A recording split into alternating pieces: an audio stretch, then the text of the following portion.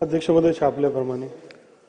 अध्यक्ष महोदय, या क्षणाला या कांद्याचे भाव पडलेत म्हणून लासलगावमध्ये काही शेतकरी पाण्याच्या टाकीवरून चढले आहेत आत्महत्या करण्यासाठी.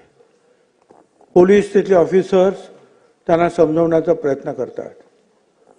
अध्यक्ष महोदय, मंत्र्यांबरोबर माझी उपमुख्यमंत्री आणि आताचे म्हणजे एकनाथराव शिंदे यांचं मी लक्ष मला वेधायचं आहे.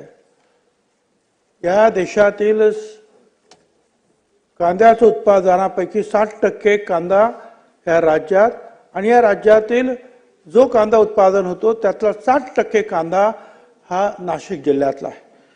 अध्यक्ष महोदय, आज एकदम भाव पडलेले आहेत.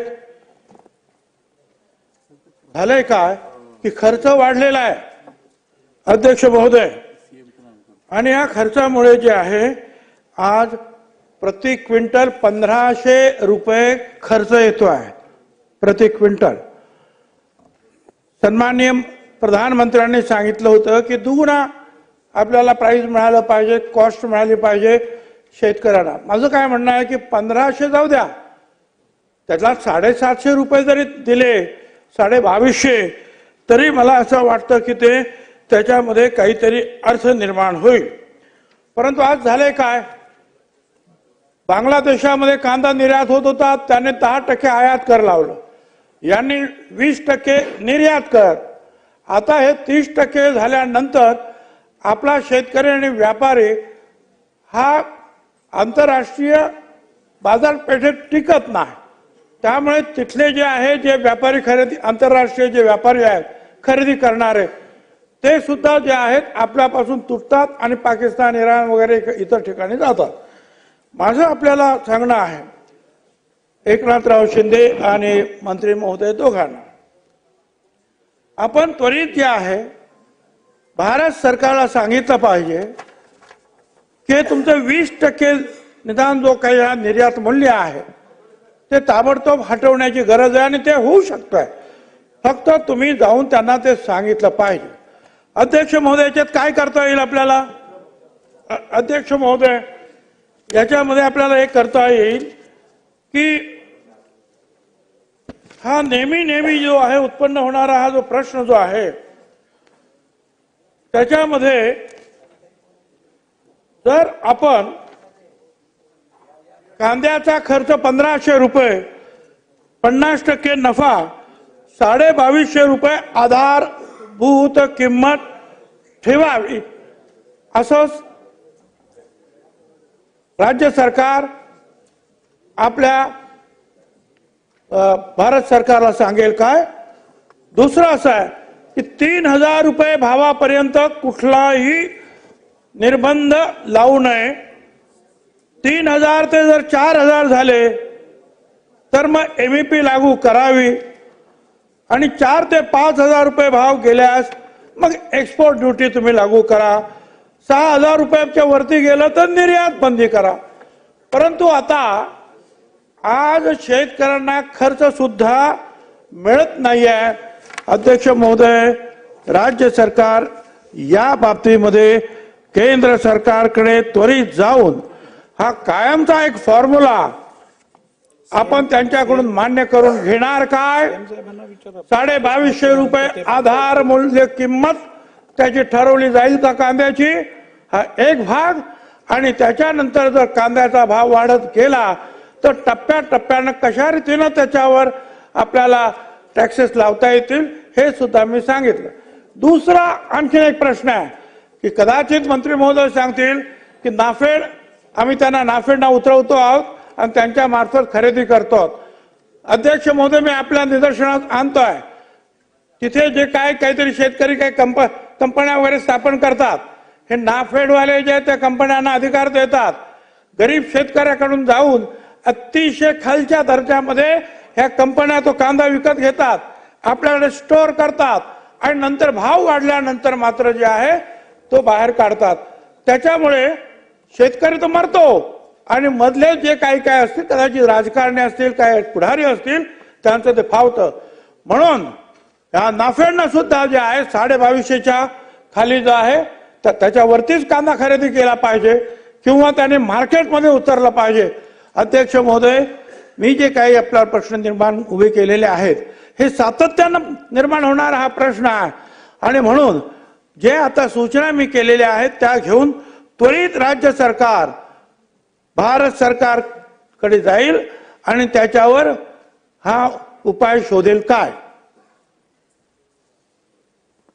अध्यक्ष महोदय, ज्येष्ठ सदस्य माननीय भुजबळ साहेबांनी काही भूमिका मांडली। अध्यक्ष महोदय, आपल्याला माहिती आहे की शेतमालाचा जो आयात किंवा निर्यातचा निर्णय असतो हा केंद्र सरकारच्या माध्यमातून होतो। मागच्या काळामध्ये आपल्याकडे ही जी दोन भूमिका आहे, एकीकडे शेतकऱ्याच्या शेतीमालाला चांगला भाव मिळणं आणि दुसरीकडे आपला सामान्य माणूस सामान्य ग्राहकाला योग्य किमतीमध्ये ज्या काही मूलभूत गरजा आहे त्या पूर्ण होणं, या दोघांमधला बॅलन्स आपल्याला साधावा लागतो।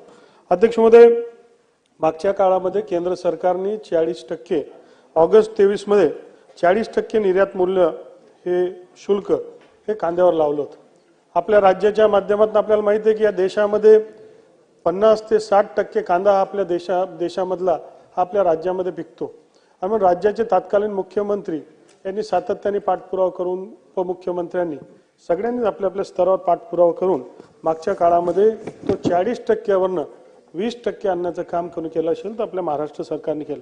अध्यक्ष महोदय, आता जर आम्ही मार्केटची किंमत बघितली तर आपण जर सहज एक माहिती मी काढली तर 2021-22 मध्ये साधारणतः सरासरी दर प्रति क्विंटल 1155 होते, 22-23 ला 806 होते, फार घसरले होते त्या काळामध्ये, 23-24 ला 1380 होते आणि मागच्या 4 वर्षामध्ये सर्वात जास्ती किंमत आता 2070 ही साधारणतः 50% मागच्या पेक्षा अधिक ही किंमत आता सध्या बाजारामध्ये आहे।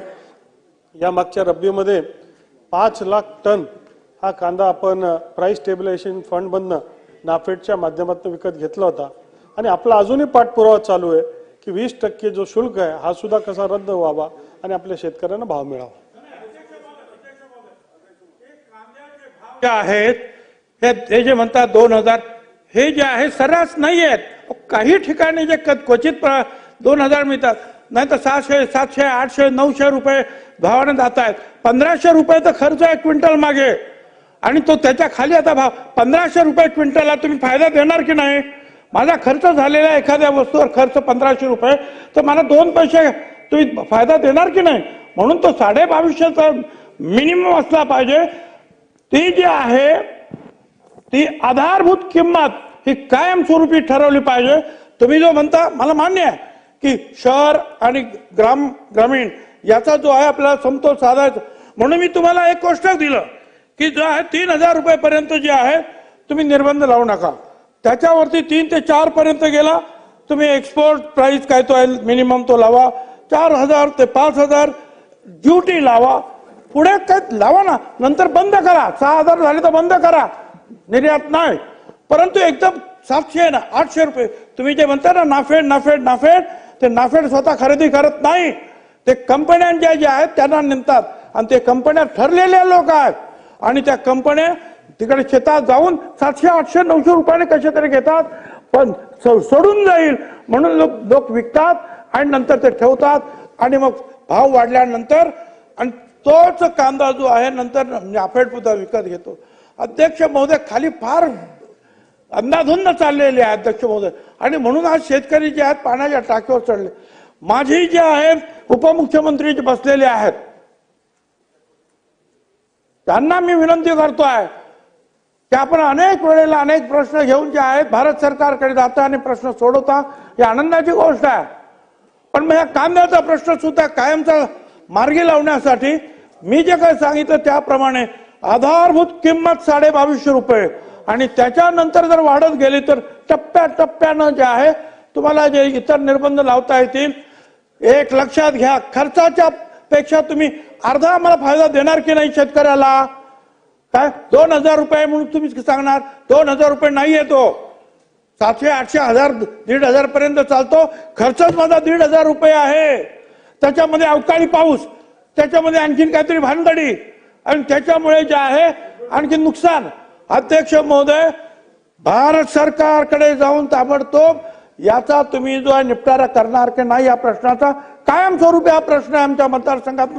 राज्यातले 4-5 जिल्हे जे आहेत ग्रासलेले आहेत या सगळ्या प्रश्नांना. अध्यक्ष महोदय, ज्येष्ठ सदस्य भुजबळ साहेब जे मांडतात ते पोट तिडकीने मांडतात ते खऱ्या अर्थाने आपला हा जो कांद्याचा प्रश्न आहे याच्यामधनं कायमस्वरूपी मार्ग निघाला पाहिजे. अध्यक्ष महोदय, मी मान्य भुजबळ साहेबांनी जी मागणी केली, आपण पुढच्या काळामध्ये लवकरात लवकर केंद्राकडे जाऊन आपले जे कांदे उत्पादक शेतकरी यांचे जे लोकप्रतिनिधी यायला तयार असतील यांना सगळ्यांना घेऊन पहिले आपल्या महाराष्ट्रामध्ये आपण एक त्याच्यामधला एक स्ट्रॅटेजी तयार करू, एक प्लॅन तयार करू आणि केंद्र सरकारकडे जाऊन आपल्याला कायमस्वरूपी याच्यामधनं मार्ग काढण्यासाठी एक बैठक घेऊन मार्ग काढण्यात येईल. हा ताबडतोबीनं सोडवण्याचा प्रश्न आहे अध्यक्ष महोदय. उपमुख्यमंत्री बोलतात, ऐकून घ्या. उपमुख्यमंत्री बोलतायत, अध्यक्ष ऐकून घ्या. उपमुख्यमंत्री बोलतात. भुजबळ साहेबांनी मांडलेला प्रश्न जो आहे अतिशय महत्वाचा आहे आणि कांदा शेतकऱ्यांच्या दृष्टीने जिव्हाळ्याचाही आहे. आपण त्याचा अनुभव मध्ये मध्ये घेत असतो. जेव्हा अगदीच भाव खाली येतात आणि तेव्हाही परिस्थिती आपल्याला शेतकऱ्यांची असते आणि जेव्हा भाव वर येतात त्यावेळेस ते एक्सपोर्ट ड्युटीचा जो विषय असतो तो यामध्ये खरं म्हणजे आपला एकूण भारताची कांदा पिकवण्याची क्षमता 60% आहे पूर्ण आणि त्याच्यामध्ये 40% महाराष्ट्राचा वाटा आहे. त्यामुळे मोठा वाटा आपला 40% महाराष्ट्राचा आहे. आणि यामध्ये मध्ये जेव्हा असा प्रसंग आला होता त्यावेळेस देखील आम्ही पियुष गोयल आणि यांना सांगितलं की बाबा ही अशी अशी परिस्थिती आहे, आपल्याला याच्यामध्ये मार्ग काढला पाहिजे. आणि त्यावेळेस भुजबळ साहेब 5 लाख मेट्रिक टन कांदा केंद्र सरकारच्या माध्यमातून खरेदी केला गेला, ही वस्तुस्थिती आहे. त्यापूर्वी 40% एक्सपोर्ट ड्युटी होती. मग आपण जेव्हा विनंती केली त्यानंतर 20% एक्सपोर्ट ड्युटी झाली भुजबळ साहेब. आणि मला आठवत आहे की मुख्यमंत्री असताना 31 डिसेंबर 2023 या रोजी आम्ही ही बंदी उठवण्याबाबत लेखी पत्र दिलं होतं पियुष गोयल यांना आणि त्याचबरोबर मी, अजितदादा आणि देवेंद्रजी आम्ही तिघांनी मिळून अमित शाह साहेबांना देखील या बाबतीमध्ये सांगितलं की परिस्थिती अशी आमच्या राज्यातली आहे आणि कांदा पिकवणारे शेतकरी अडचणीत आहेत. आणि त्यामुळे आपल्याला मी एवढंच सांगतो, जास्त आता याच्यामध्ये चर्चा करून उपयोग नाही, हा केंद्र शासनाशी निगडीत आहे आणि म्हणून यामध्ये एकच आहे. दुसरा देखील आपण एक उपाय त्यामध्ये एक काकोडकर समिती आहे याच्यामध्ये. कांदा नाशवंत पीक असल्यामुळे ते जास्त टिकलं पाहिजे म्हणून इरॅडिशन केंद्र देखील आपण समृद्धीच्या आजूबाजूला देखील करण्याचं त्यांनी सुचवलं. त्याच्यावर देखील भुजबळ साहेब आम्ही काम करतोय जेणेकरून जेव्हा भाव कमी असतील तेव्हा त्याला आपण स्टोअर करून ठेवायचं आणि जेव्हा भाव आले की आपण ते बाजारात, हाही एक आपण पर्याय आपण करतोय. परंतु मी मुख्यमंत्री महोदय आणि मी आणि अजितदादा आम्ही स्वतः या बाबतीमध्ये केंद्र सरकारची पाठपुरावा करू, त्यांच्याकडे जाऊ, त्यांना भेटू. तुम्हाला सोबत आम्ही अमित शाह साहेबांकडे जाऊ आपण आणि हा गंभीर जो विषय आहे हा कायमस्वरूपी निकालात निघाला पाहिजे. या बाबतीत तुमचं मत जे आहे ते सरकारचंही मत आहे, कारण हा शेतकऱ्याच्या पाठीशी उभं राहणार सरकार आहे. त्यामुळे हा विषय कायमचा निकाली लावण्यासाठी आपण त्यांना विनंती करू आणि याच्यातून मार्ग काढू. रोहित पवार बोला. अध्यक्ष महोदय,